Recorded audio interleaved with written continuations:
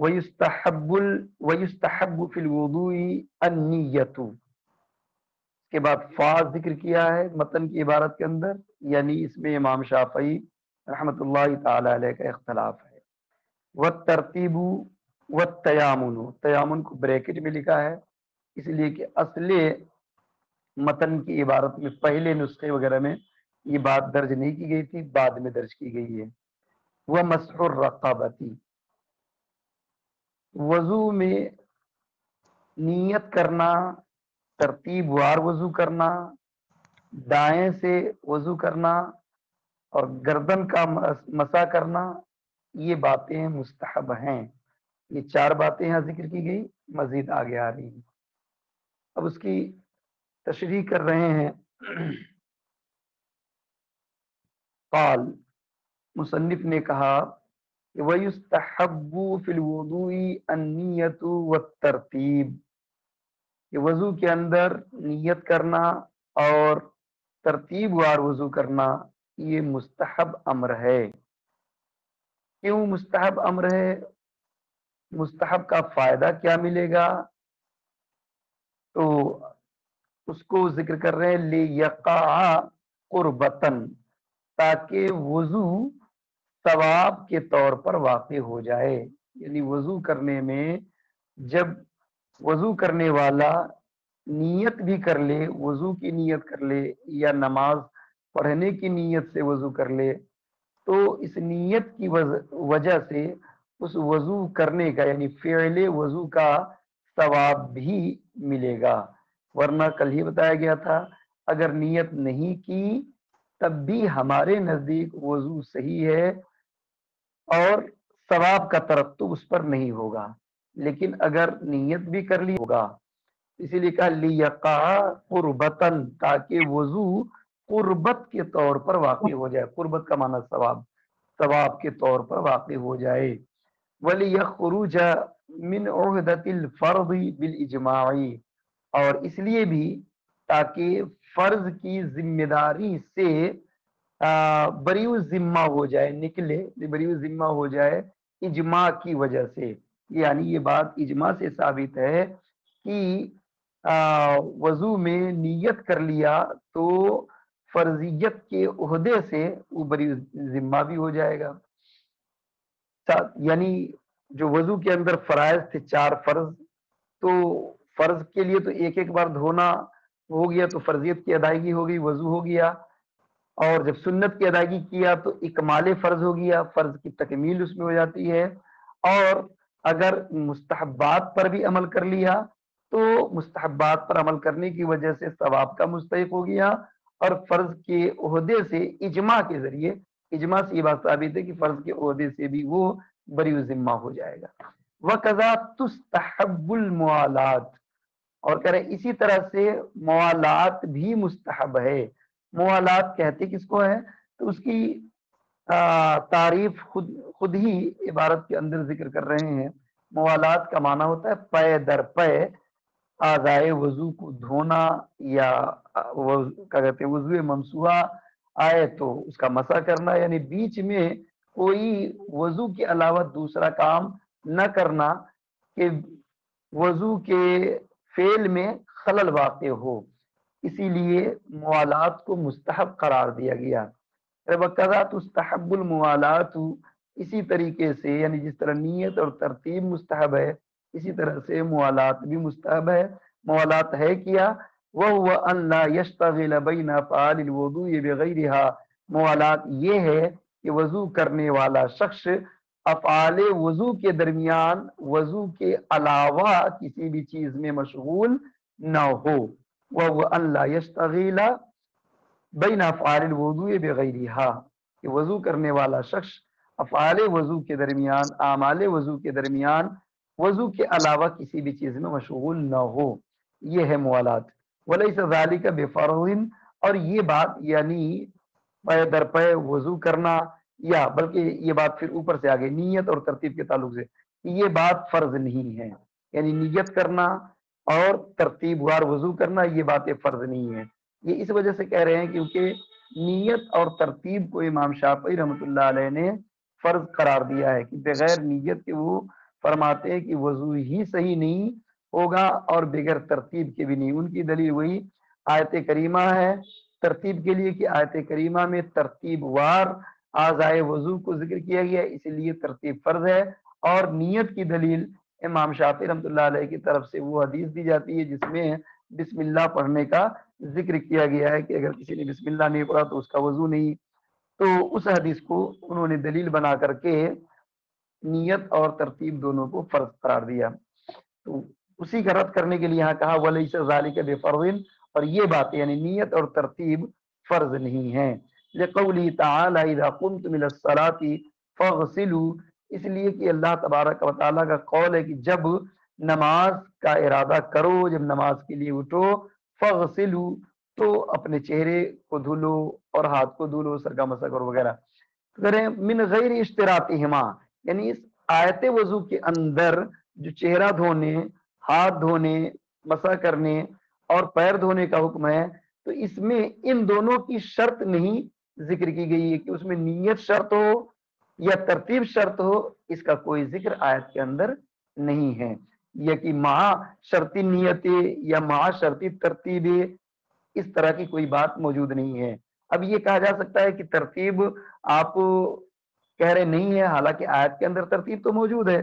تو اس کا جواب احناف کی طرف سے دیا جاتا ہے کہ یہ ترتیب اس لیے نہیں ہے کیونکہ واو حرف عطف کے ذریعے آیت کریمہ کے اندر فغسلوا وجوہکم وایدیکم الی المرافق پھر وامسحوا واو عاطفہ لایا گیا ہے، اور واو عاطفہ ہمارے نزدیک مطلقاً جمع کے لیے آتا ہے نہ کہ ترتیب کے لیے. تو مطلق جمع کے لیے لہذا پتہ چلا کہ آیت وضو میں حکم ہے کہ ان چاروں اعضاء کو جن کو دھونا ہے ان کو دھو لینا ہے اور جس کا مسح کرنا ہے اس کو مسح کر لینا ہے. چاہے اس میں بے ترتیب بھی اگر کسی نے کیا تب بھی اس کا وضو صحیح ہوگا، بھلے ہی مستحب پر عمل نہیں ہوگا لیکن اس کا وضو یعنی اصل وضو صحیح ہو جائے گا. اس وضو کے ذریعے نماز وغیرہ بالکل وہ پڑھ سکتا ہے، اس کے لیے پڑھنا جائز ہوگا. اس کے لیے فرماتے ہیں من غیر اشتراطہما، کیونکہ آیت کریمہ میں ان دونوں کی شرط نہیں ہے یعنی نیت اور ترتیب کی شرط نہیں ہے. وَلِأَنَّهُ ذُكِرَ بِحَرْفِ الْوَاوِ، اور اس لیے بھی کہ حرف واو کے ذریعے اس کو ذکر کیا گیا ہے، یعنی اعضائے وضو میں جو عطف کیا گیا ہے وہ فا کے ذریعے یا فا کے ذریعے نہیں کیا گیا ہے بلکہ واو کے ذریعے، واو حرف عطف کے ذریعے اس کو ذکر کیا گیا ہے، اور واو جمع کے لیے آتا ہے. وَإِنَّا لِلْجَمْعِ بِإِجْمَاعِ أَئِمَّةِ النَّحْوِ وَاللُّغَةِ، اور یہ بات یعنی لفظ واو کے بارے میں کہہ رہے ہیں کہ لفظ واو جمع کے لیے آتا ہے، اور جمع کے لیے جو آتا ہے یہ کہاں سے ثابت ہے؟ ائمہ نحو اور ائمہ لغت کا اس بات پر اجماع ہے. یعنی ائمہ نحو اور لغت کے امام کے اجماع کی وجہ سے یہ بات ثابت ہے کہ حرف واو جو ہے، جو حرف عطف ہے، وہ جمع کے لیے آتا ہے. نقلاً عن السیرافی، سیرافی سے نقل کرتے ہوئے. سیرافی بھی یہ کیا کہتے ہیں کہ ایک محقق گزرے ہیں، تو ان سے یہ بات نقل کی گئی ہے کہ ائمہ نحو اور ائمہ لغت کا اس بات پر اجماع ہے کہ واو حرف عطف جو ہے وہ مطلقاً جمع کے لیے ہے.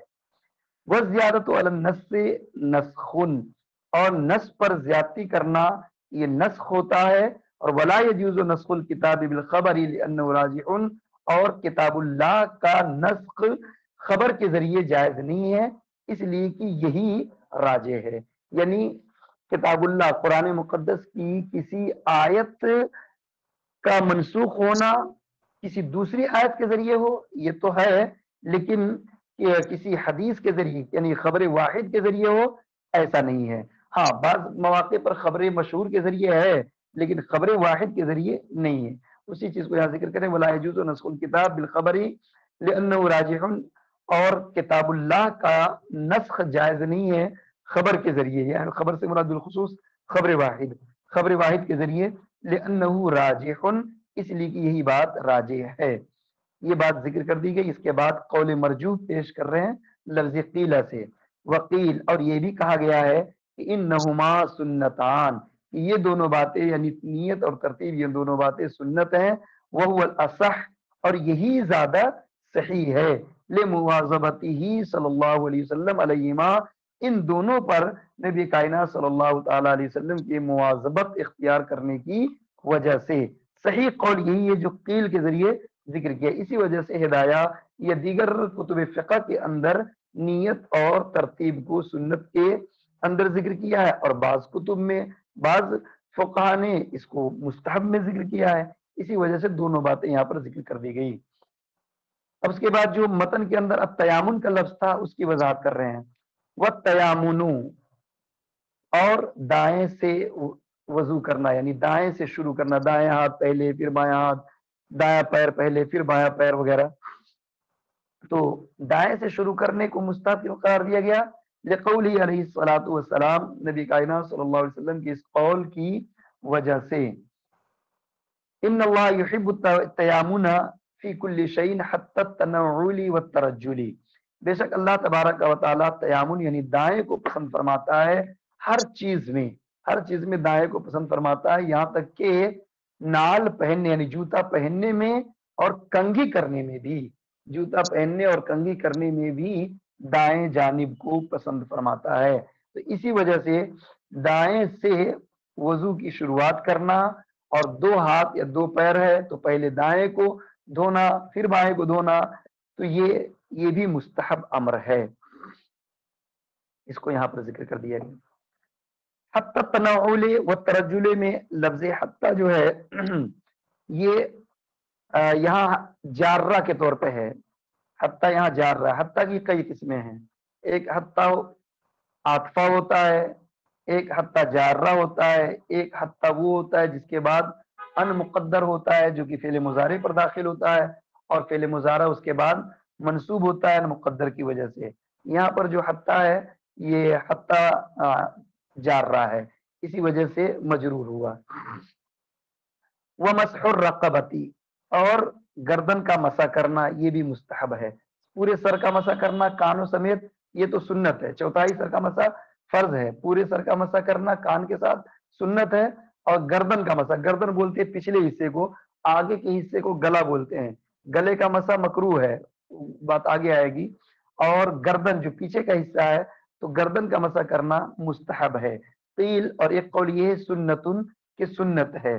وقیل مستحب، اور ایک قول مرجو یہ بھی ہے کہ مستحب ہے، یعنی مستحب ہونے کا قول بھی ہے اور سنت ہونے کا قول بھی ہے.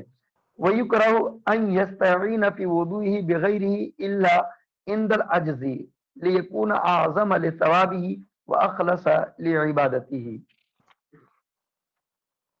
اور آگے چند بات ذکر کر رہے ہیں، دو تین لائن کے اندر مستحبات کے ذکر کے بعد چند باتوں کو ذکر کر رہے ہیں. وَيُكْرَهُ أَن يَسْتَعِينَ فِي وُضُوئِهِ، اور یہ بات مکروہ ہے کہ کوئی شخص اپنے وضو میں دوسرے سے مدد طلب کرے، یعنی دوسرے سے اپنے وضو میں مدد طلب کرنا مکروہ ہے. لیکن یاد رہے یہ مکروہ تحریمی نہیں ہے بلکہ مکروہ تنزیہی ہے. الا عند العجز، مگر عاجزی کے وقت، مطلب آپ عاجز ہے، خود سے نہیں لے سکتے ہیں پانی، خود سے نہیں کر سکتے ہیں، تو دوسرے سے مدد لیا تو اس وقت مکروہ نہیں ہے بلکہ بالکل جائز ہے. لیکن قادر ہونے کے باوجود دوسرے سے مدد لے رہے ہیں تو اس کو مکروہ لکھا ہے، لیکن مکروہ تنزیہی ہے. لیکون اعظم لثوابی، تاکہ یہ اس کا بڑا ثواب اسے حاصل ہو جائے. واخلص لعبادتہ، اور اپنی عبادت میں وہ بالکل خالص ہو جائے. حالانکہ کراہت مطلقاً، کراہت تنزیہی بھی مطلقاً قول کرنا زیادہ صحیح نہیں، لیکن تنزیہی میں زیادہ حرج نہیں ہے. تحریمی میں تو حرج ہے، تنزیہی میں زیادہ حرج نہیں، کیونکہ رسول کائنات صلی اللہ تعالی علیہ وسلم نے اپنے وضو میں اپنی قدرت کے باوجود کئی مرتبہ اپنے خدام سے آپ نے مدد لی اور پانی انڈلوایا. بعض صحابہ کرام پانی انڈیلتے، آپ نے بضابطہ ان سے کہا، انہوں نے پانی انڈیلا تو آپ نے مدد لی. اس لیے کراہت تحریمی کا تو تصور ہی نہیں ہے، اور کراہت کا جن لوگوں نے بھی ذکر کیا ہے تو فقط یہاں پر تنزیہی مراد ہے، اس سے زیادہ نہیں. اگلے صفحہ پر دو لائن اور بھی عبارت ہے، اس کے بعد وہ ناقض وضو کو ذکر کریں گے. وَيُصَلِّي بِوُضُوءٍ وَاحِدٍ مَا شَاءَ مِنَ الْفَرَائِضِ وَالنَّوَافِلِ، اور ایک وضو سے جتنی نمازیں چاہے، فرائض و نوافل میں سے جتنی نمازیں چاہیں پڑھ سکتے ہیں، یعنی ایک وضو سے فرائض و نوافل میں سے جتنی نمازیں چاہے پڑھے. لأنه صلی اللہ علیہ وسلم صلی یوم الخندق 4 صلوات بوضوء واحد، اس لیے کہ نبی کائنات صلی اللہ علیہ وسلم نے روز خندق کے دن آپ نے ایک وضو سے 4 نمازیں ادا فرمائی. ورنہ آپ کی عام طور پہ عادت کریمہ یہ تھی کہ آپ ایک وضو سے ایک نماز ادا فرماتے، پھر جب دوسرا ٹائم آتا تو وضو الوضو فرما لیتے.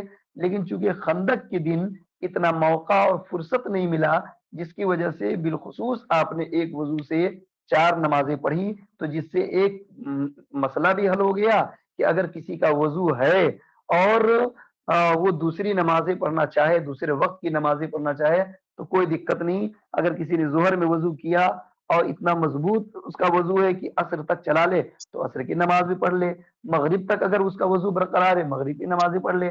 عام طور پہ جارے کے موسم میں عصر کے وضو سے عصر، مغرب اور عشاء کی نمازیں عام طور پہ لوگ ادا کر لیتے ہیں، جبکہ وضو ناقض وضو کے اسباب کوئی نہ پایا جائے تو عام طور پہ لوگ کر لیتے ہیں.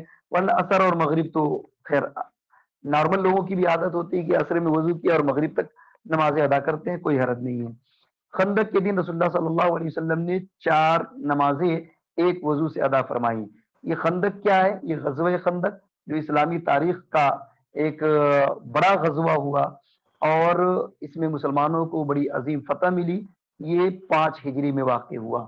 5 ہجری میں جو مدینے میں رہ کر کے ہی مسلمانوں نے دفاع کیا اہل مکہ اور یہودیوں کا. اس میں خیبر کے یہودی، مکہ کے تمام مشرکین اور جتنے بھی جو مسلمانوں کے دشمن تھے، پیغمبری اسلام کے دشمن تھے، وہ سب اکٹھا ہو کر کے آئے تھے. لیکن حضرت سلمان فارسی کے مشورے پر خندق کھودا گیا اور اس پر عمل کیا گیا.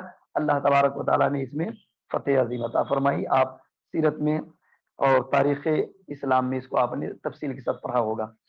5 ہجری میں یہ واقعہ پیش آیا. اب ناقض وضو کا ذکر یہاں سے کر رہے ہیں. فصل متن کی عبارت ہے وَيَنْقُضُ الْوُضُوءَ كُلُّ مَا خَرَجَ مِنَ السَّبِيلَيْنِ وَمِنْ غَيْرِ السَّبِيلَيْنِ إِنْ كَانَ نَجِسًا. من غیر السبیلین کے درمیان میں فا لفظ ذکر کر کے اشارہ کر دیا کہ غیر سبیلین کے ناقض وضو ہونے اور نہ ہونے میں امام شافعی رحمۃ اللہ تعالی علیہ کا اختلاف ہے. شرح میں ذکر کرتے ہیں فصل وَيَنْقُضُ الْوُضُوءَ كُلُّ مَا خَرَجَ مِنَ السَّبِيلَيْنِ وَمِنْ غَيْرِ السَّبِيلَيْنِ إِنْ كَانَ نَجِسًا. یعنی ہر وہ چیز جو سبیلین سے خارج ہو وہ وضو کو توڑ دیتی ہے. ہر وہ چیز جو سبیلین سے یعنی آگے اور پیچھے کے مقام سے، پخانہ اور پیشاب کے راستے سے جو چیز بھی خارج ہو وہ ناقض وضو ہے. وہ من غیر السبیلین اور غیر سبیلین سے خارج ہو تو وہ بھی ناقض وضو ہے، لیکن اس کے لیے ایک شرط ہے ان کان نجسن، اگر وہ نجس ہو. پخانہ پیشاب کے راستے کے علاوہ بدن کے کسی بھی حصے سے کوئی چیز بھی خارج ہو تو وہ بھی ناقض وضو ہے، اس شرط کے ساتھ کہ وہ نجس ہو. اگر نجس نہیں ہے تو پھر ناقض وضو نہیں ہے. جیسے نارمل رونے میں آنسو نکلے تو یہ ایک شے تو خارج ہو رہی ہے لیکن یہ ناقض وضو نہیں ہے کیونکہ وہ ناپاک نہیں ہے. ہم منہ سے لعاب اور تھوک وغیرہ پھینکتے ہیں یا ناک سے ریٹ وغیرہ نکلے، یہ ناپاک نہیں ہے، اس وجہ سے ناقض وضو نہیں ہے. لیکن بدن سے، ناک سے ہی، منہ سے یا آنکھ سے ہی اگر دکھتی آنکھ سے پانی نکلے یا یہ کہ آنکھ میں کوئی پھنسی ہو جائے یا ناک میں، منہ میں کہیں کوئی چھالا پڑ جائے اور اس سے خون نکل آئے یا بدن کے کسی حصے سے کوئی حصے میں پھوڑا پھنسی ہو جائے اور اس سے کوئی پیپ خون وغیرہ نکل جائے یا کہیں کٹ جائے اس سے خون نکل کر کے بہ جائے تو چونکہ خون، پیپ اور دکھتی آنکھ سے نکلنے والا پانی وغیرہ یہ سب ناپاک ہے. اس وجہ سے اس کے نکلنے سے، اس میں اتنی مقدار نکلنے سے کہ جو بہنے کے قابل ہو، اتنی مقدار نکلنے سے وضو ٹوٹ جاتا ہے. لقولی تعالی، اللہ تعالیٰ کے اس قول کی وجہ سے او جاء احد منکم من الغائط، یعنی یا یہ کہ تم میں سے کوئی شخص غائط سے آئے. غائط کیا؟ یعنی قضاء حاجت سے فارغ ہو کر کے آئے. تو قضاء حاجت سے آیا تو وہ یقیناً ناقض وضو ہے کیونکہ وہ سبیلین کا ہی معاملہ ہے. والغائط، اب یہ غائط کا لفظ جو یہاں پر ہے آیت کریمہ کے اندر، اس کی توضیح کر رہے ہیں کہ غائط سے مراد غائط حقیقی غائط مراد ہے، یا غائط سے مراد مکان مطمئن یعنی ٹوائلٹ بیت الخلا مراد ہے، کہ وہاں جانا اور وہاں جا کر کے انسان قضاء حاجت کرے، چاہے حقیقی یا غیر حقیقی طور پر.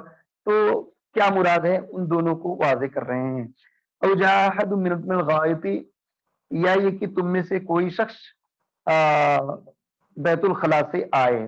والغائط حقیقتاً، غائط حقیقی طور پر تو کہتے ہیں المکان المطمئن، اطمینان بخش جگہ کو. اطمینان بخش جگہ سے مراد بیت الخلا، یعنی بیت الخلا سے کوئی آئے تو کہا جائے گا کہ یہ غائط سے یعنی قضاء حاجت سے فارغ ہو کر کے آیا ہے. تو حقیقی تو یہ ہے المکان المطمئن. ولیست حقیقتہ مرادتاً، اور اس کی حقیقت مراد نہیں ہے. فیجعل مجازا عن الامر المحوج الى المکان المطمئن، پس اس کو کر دیا گیا اس مجازا عن الامر المحوج، اس امر سے مجاز قرار دیا گیا جو مکان مطمئن کا محتاج ہے، مکان مطمئن کا حاجت مند ہے، ضرورت مند ہے. یعنی جب ہمیں بیت الخلا جانے کی حاجت ہوتی ہے تو جن امر کی وجہ سے حاجت ہوتی ہے اس کو بھی مراد لیا جائے گا، لیکن وہ مجازن ہے، حقیقت نہیں، وہ مجازن مراد لیا جائے گا. وَهَذِهِ الْأَشْيَاءُ تُحْوِجُ إِلَيْهِ، اور یہ وہ چیزیں ہیں جو اس چیز کی طرف ہمیں لے جاتے ہیں، اس چیز کی حاجت کی طرف ہم کو لے جاتے ہیں. لِتُفْعَلَ فِيهِ تَسَتُّرًا عَنِ النَّاسِ عَلَى مَا عَلَيْهِ الْعَادَةُ، تاکہ اس میں لوگوں سے پردہ کیا جائے. لِتُفْعَلَ، تاکہ کیا جائے اس میں تستر عن الناس، یہی کہ تاکہ کر لیا جائے اس میں تستر عن الناس علی ما علیہ العادت، لوگوں سے پردہ کر لیا جائے اس بنا پر جس پر کی لوگوں کی عادت ہے. یعنی عام طور پہ جب قضاء حاجت کے لیے چاہے چھوٹے استنجا یا بڑے استنجے کے لیے جاتے ہیں تو عادت یہی ہے کہ انسان پردے کی جگہ میں جاتا ہے، ایسی جگہ جہاں پر لوگوں سے پردہ ہو جائے، کسی طرح کی بے ستری نہ ہو جائے، ستر پوشی مکمل طور پہ رہے. یعنی بیت الخلا جاتے ہیں تو بیت الخلا جانا ہو، اب چاہے چھوٹے استنجے کے لیے جانا ہو یا بڑے استنجے کے لیے جانا ہو، یا بیت الخلا گئے اور چھوٹا استنجا بھی نہیں کیا، بڑا استنجا بھی نہیں کیا، لیکن قضاء حاجت کے لیے بیٹھے، خروج ریح ہوا تو خروج ریح کی وجہ سے بھی وہ وضو ٹوٹ جاتا ہے. فقط جانے سے وضو نہیں ٹوٹے گا، جب تک کہ ما خرج من السبیلین نہ پایا جائے تب تک کہ وضو نہیں ٹوٹتا ہے. وقال علیہ السلام الوضوء من کل دم سائل، اور نبی کائنات صلی اللہ علیہ وسلم نے ارشاد فرمایا، اب یہ غیر سبیلین کی توضیح کر رہے ہیں. الوضوء من کل دم سائل، نبی کائنات صلی اللہ علیہ وسلم نے فرمایا کہ ہر بہنے والے خون سے وضو ہے. بہنے والے خون سے وضو ہے مطلب یعنی جب بھی بدن کے کسی بھی حصے سے خون نکلے اور وہ بہنے کے قابل ہو، اگرچہ نہ بہے لیکن اس اتنی مقدار میں ہے کہ وہ اگر اسے ذرا سا جھکا دیا جائے تو وہ بہ جائے تو بہنے کے قابل ہے تو وہ ناقض وضو ہے، یعنی اس کی وجہ سے وضو ٹوٹ جائے گا. وقال علیہ السلام من قا او رعوف فی صلاته فلینصرف ولیتوضا، اور نبی کریم صلی اللہ علیہ وسلم نے فرمایا جس شخص نے قے کیا یا اسے اپنی نماز میں نکسیر پھوٹی، رعوفہ یا رعوفہ یرعوف کا معنی ہوتا ہے نکسیر پھوٹنا، یعنی ناک سے خون کا جاری ہو جانا. اس موسم میں جبکہ آم کا سیزن ہے، چھوٹے چھوٹے ابھی آم ہیں، اس موسم میں جب بچے عام طور پہ زیادہ آم وغیرہ یوز کر لے کھا لے تو اس کی گرمی کی وجہ سے کبھی کبھی نکسیر پھوٹ جاتی ہے، اور کبھی کسی کو یہ بیماری ہی لاحق ہوتی ہے اور کوئی اس کی وجہ سے معذور ہوتا ہے تو اس کا حکم الگ ہوگا. تو بہرحال جو معذور نہیں اس کے لیے معاملہ ہے یہاں کہ من قا، جس نے قے کیا، اور رعوف فی صلاتی، یا یہ کہ اسے اپنی نماز میں نکسیر پھٹ گئی، نماز میں بھی یا غیر نماز میں، وضو کرنے کے بعد اگر ناک سے خون نکل آئے یا یہ کہ قے کیا، دونوں صورت ناقض وضو کی ہے. لیکن چونکہ حدیث میں جو خاص بات ذکر کر رہے ہیں وہ دیکھیے کہ من قا رعوف فی صلاتی فلینصرف ولیتوضا، کوئی شخص اپنی نماز میں ہو اور نماز کی حالت میں اسے قے ہو جائے یا نکسیر پھوٹے تو چاہیے کہ وہ لوٹے اور جا کر کے وضو کرے. یعنی وہ بنا کرنے کا مسئلہ بھی اس سے ثابت ہو رہا ہے کہ جب ہم نماز کی حالت میں وضو ٹوٹ جائے، چاہے قے کی وجہ سے، چاہے نکسیر پھوٹنے کی وجہ سے، یا کہ دوسرے کسی سبب کی وجہ سے، تو فوراً وہیں سے بغیر کسی چوچرا کیے ہوئے، بغیر کوئی آواز نکالے ہوئے وضو خانہ پہنچے، یعنی سب سے قریب میں جہاں پانی موجود ہے وہاں جائے اور وضو کر کے پھر آ کر کے نماز میں بنا کر سکتے، یعنی جتنی نماز پڑھ چکے تھے وہ نماز صحیح ہے اور اس سے آگے آ کر کے وہ نماز پڑھ سکتے ہیں، لیکن اس کے لیے کئی شرطیں ہیں بنا کی کہ بیچ میں کسی سے کوئی گفتگو نہ کرے، پانی جو سب سے قریب ہے وہیں سے وضو کرے، ایسا نہیں کہ قریب کی جگہ کو چھوڑ کر کے دور جا کر کے وضو کر کے آیا یا کسی سے باتیں کر لیا تو پھر بنا نہیں کر سکتا، وہ نماز پہلے کی پڑھی ہوئی نماز باطل ہو جائے گی، ٹوٹ جائے گی۔ الحدیث وقال علیہ السلام، وہ تو پچھلی حدیث الحدیث سے مراد الی آخر الحدیث ہو گیا، وقال علیہ السلام، اور اگلی حدیث، اور رسول اللہ صلی اللہ علیہ وسلم نے فرمایا یعاد الوضوء من 7، وضو کا اعادہ کیا جائے گا 7 چیزوں کی وجہ سے، وعد فیہا، اور ان 7 چیزوں میں رسول اللہ صلی اللہ علیہ وسلم نے شمار کیا القیء من الفم، منہ بھر قے کو بھی شمار کیا، والدم السائل، اور بہتے ہوئے خون کو بھی شمار کیا، والقہقہۃ والنوم، اور قہقہ لگانے کو بھی شمار کیا، والنوم، اور نیند کو بھی شمار کیا گیا، یعنی ناقض وضو میں 7 چیزوں کی وجہ سے وضو کا اعادہ کیا جاتا ہے، مطلب وضو ٹوٹ جاتا ہے تو پھر سے وضو کیا جاتا ہے، ان 7 چیزوں میں منہ بر قے کا بھی ذکر ہے، دم سائل کا بھی ذکر ہے، قہقہ کا بھی ذکر ہے، اور نوم کا بھی ذکر ہے۔